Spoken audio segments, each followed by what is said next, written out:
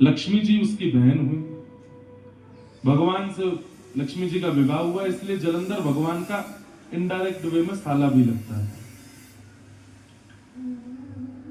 लेकिन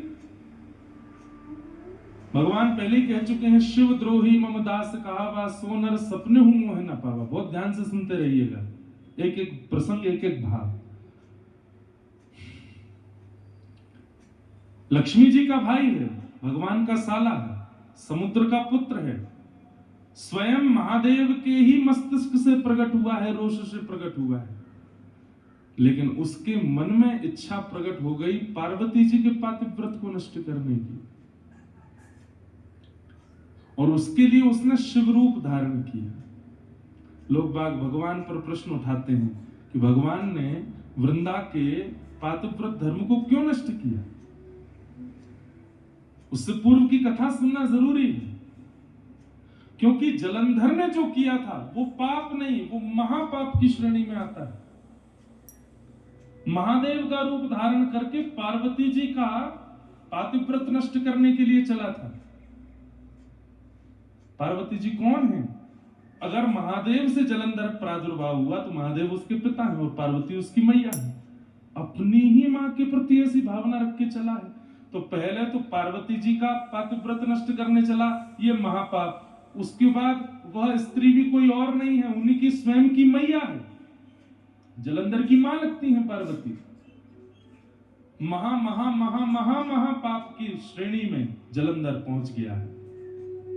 महादेव का रूप धारण करके पार्वती जी के सन्मुख गया, लेकिन पार्वती जी का सौंदर्य देख ही नहीं पाया। इतनी सुंदर पार्वती जी, वहीं मूर्छित होकर गिर पड़ा। पार्वती समझ गई महादेव तो नहीं है, मेरा सौंदर्य सब नहीं सह सकते, पर महादेव तो देवादिदेव हैं, उन पर किसी की सुंदरता का प्रभाव नहीं होता, ये कोई और ही है। मूर्छित होते ही अपने असली रूप में आया जलंधर। देवताओं ने सोच लिया कि इसने बहुत बड़ा अपराध किया है, इसको दंड मिलना चाहिए। लेकिन तभी जलंधर के जीवन में आई वृंदा, जिनका पातिव्रत ऐसा था कि कोई भी देवता जलंधर का बाल बांका नहीं कर पा रहा था। जलंधर महापापी, जलंधर अपने जीवन में बहुत कुछ पाप कर चुका है, लेकिन पत्नी के पातिव्रत के कवच से बच रहा था।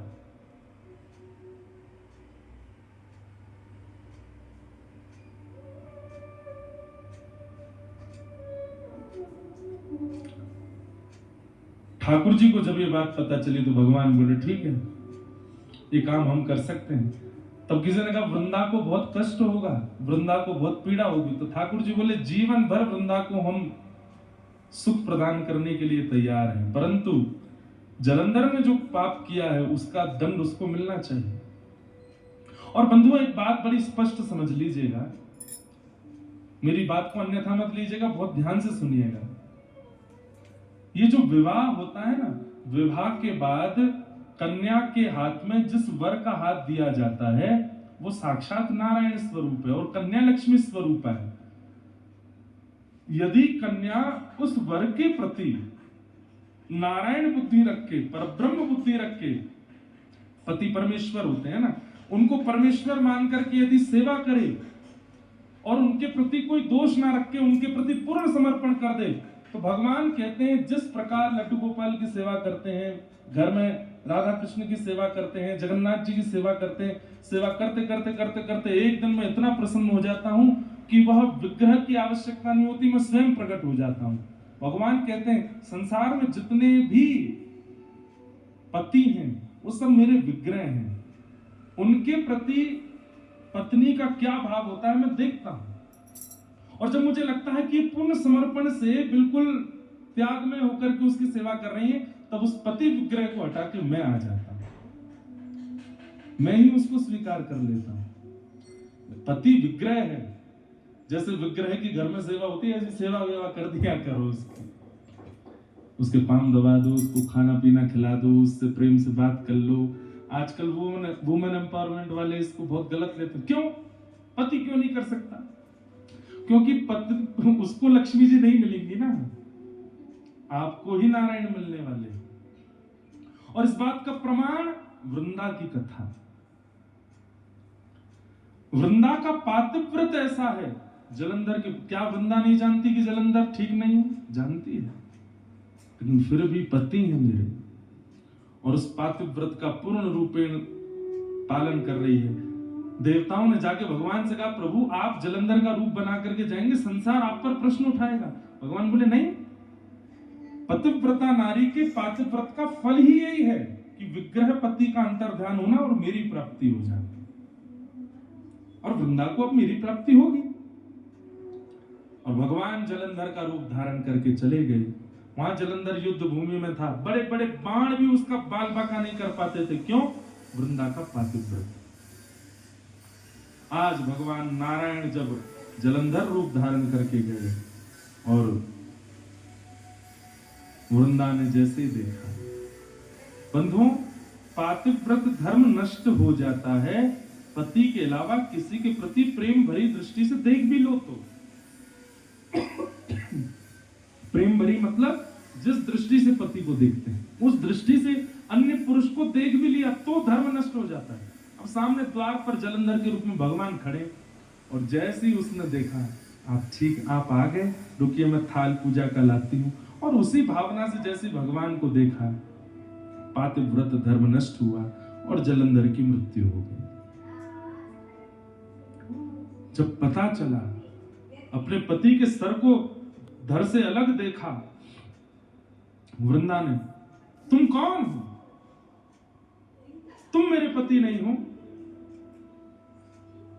शंख चक्र गदा पद्मधारी श्रीमन नारायण प्रकट हो गए। प्रकट होकर के कहा, वृंदा, तुम्हारे पातिव्रत धर्म से प्रसन्न होकर मैं तुम्हें प्राप्त हो रहा।